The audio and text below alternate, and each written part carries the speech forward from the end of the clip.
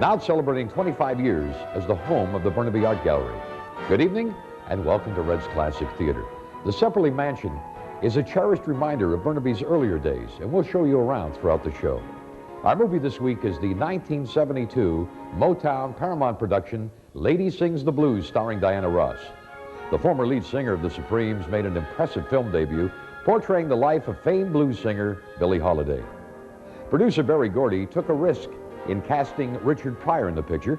The comedian had never before played a straight, non-comic part and was known to be a headache on the set. But Richard Pryor was so grateful for the role that he went out of his way to be on time and cooperative. And now here's Act One of Lady Sings the Blues.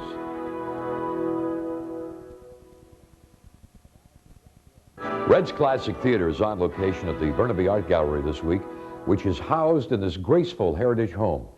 The Sepperly Mansion was built in 1909 and is situated on Deer Lake Park on manicured grounds running down to the lake. Now here are pictures of Mr. and Mrs. Henry Sepperly, the original owners. They named their property Fair Acres, and it stayed in the family until 1922. By 1940, Fair Acres had become home to an order of Benedictine monks. One of the order's oldest members, Father Joseph, built this tractor by hand from odds and ends found around the property. By the mid-60s, though, Fair Acres had fallen into disrepair, although it was used by students at Simon Fraser University as a frat house. And finally, on the verge of oblivion, the house was saved by the Burnaby Art Society. In 1967, as a project for Canada's centennial, and with the municipality's help, Fair Acres was returned to its former glory. I'll be back with more in just a moment. Fascinating as the Sepperly Mansion is, we mustn't forget that it's an art gallery. On exhibit until September 20th are the works of Terry Iwaziak, including photography, collage, and sculpture.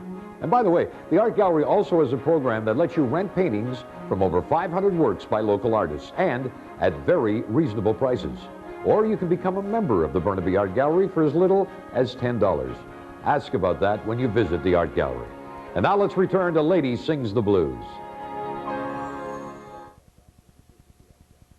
Hope you're enjoying Lady Sings the Blues featuring Diana Ross and Richard Pryor on Red's Classic Theater as we visit the Burnaby Art Gallery. In 1972, both Ross and Pryor felt that acting was the missing ingredient from their otherwise successful careers.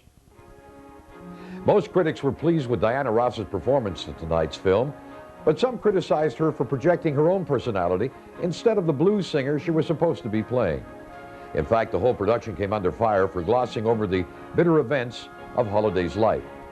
For Richard Pryor, the critics had nothing but praise, and his own lifestyle had prepared him well for the role as a drug-laden piano man.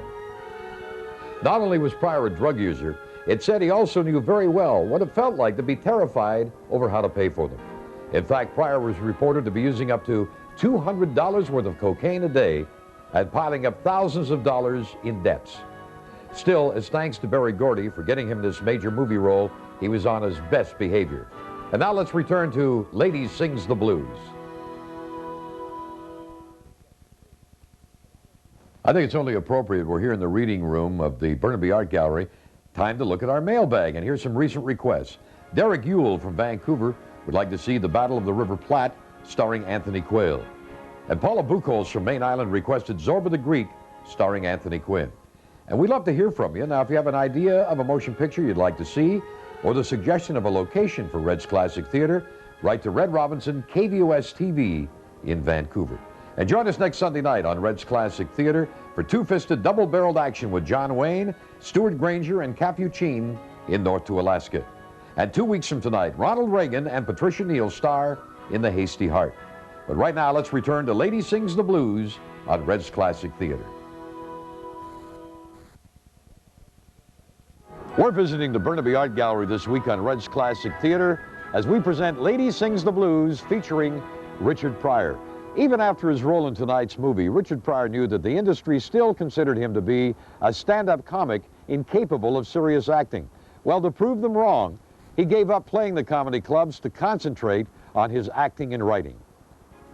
He got several more chances to perfect his acting skill in 1972, but few of his movies were of good quality. But some of his best work was done behind the camera as a writer for 2 TV series, The Flip Wilson Show and Sanford & Son. As well, Pryor wrote comedy material for 2 Lily Tomlin specials that won him an Emmy Award.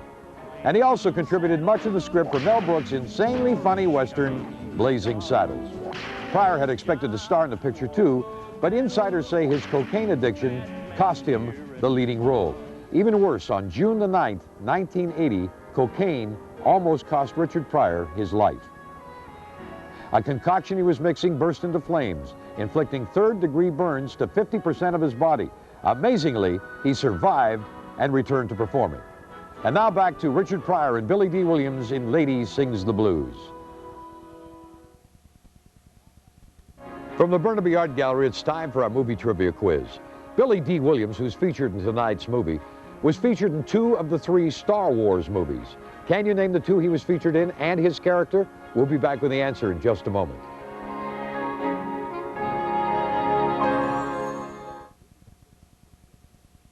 Here's the answer to our movie trivia quiz. Billy D. Williams was featured in 2 of the Star Wars movies, The Empire Strikes Back and Return of the Jedi. He played the role of the mercenary Lando Calrissian. And now let's return to Lady Sings the Blues. Well, that concludes this week's edition of Red's Classic Theater. Hope you enjoyed Lady Sings the Blues, starring Diana Ross and Richard Pryor. Now be sure to join us next Sunday night as we begin our 4th season of Red's Classic Theater on Television 12. And we'll be featuring an action-packed comedy starring John Wayne, Stuart Granger, and Capuchin, North to Alaska. In the meantime, if you have a suggestion of a motion picture you'd like to see, we love hearing from you. Write to Red Robinson, KVUS TV in Vancouver. We'd like to take this opportunity of thanking the Burnaby Art Gallery for their hospitality. The Burnaby Art Gallery is open Tuesday through Friday from 9 in the morning till 5 p.m. and weekends and holidays from noon until 5 p.m. Pay them a visit soon. And join us next Sunday night as we present North to Alaska on Red's Classic Theater. Until then, thank you for being with us, and good night, everybody. Lady Sings the Blues on Red's Classic